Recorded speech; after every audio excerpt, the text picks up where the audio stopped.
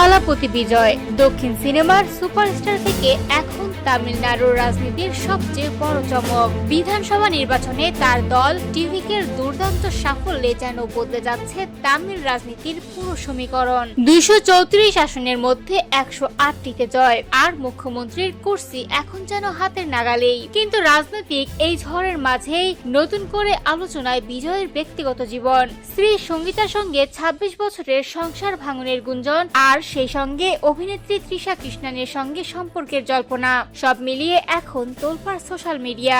ভারতীয় গণমাধ্যমের দাবি, সঙ্গীতা নাকি বিবাহ বিচ্ছেদের আবেদন করেছেন বিশ্বাসঘাতকতা, মানসিক কষ্ট এবং অবহেলার অভিযোগ তুলে। আর এরপর থেকেই তৃষা কৃষ্ণানের নাম ঘুরপাক খেতে শুরু করে নানা আলোচনায়। বিশেষ করে নির্বাচনে বিজয়ের জয়ের পর তৃষাকে তার বাড়িতে দেখা যাওয়ার খবর আগুনে ঘি ঢেলে দেয়। অনেকেই বলছেন এই সম্পর্ক শুধুই বন্ধুত্বের নয়। এদিকে শোনা যাচ্ছে বিচ্ছেদের পর সঙ্গীতাকে ভরণ পোষণ হিসেবে প্রায় 250 কোটি টাকা দিতে পারেন বিজয়। সন্তানদের দায়িত্ব পুরোপুরি নিজের কাঁধে নিতে প্রস্তুত এই অভিনেতা রাজনীতিবিদ। তবে এত বিতর্কের মাঝেও এক পুরনো সাক্ষাৎকারে সঙ্গীতার প্রশংসা করেছিলেন বিজয়। তিনি জানিয়েছিলেন, লাভ টুডে সিনেমার সময় তাদের পরিচয় হয়, সঙ্গীতা ছিলেন তার বড় ভক্ত।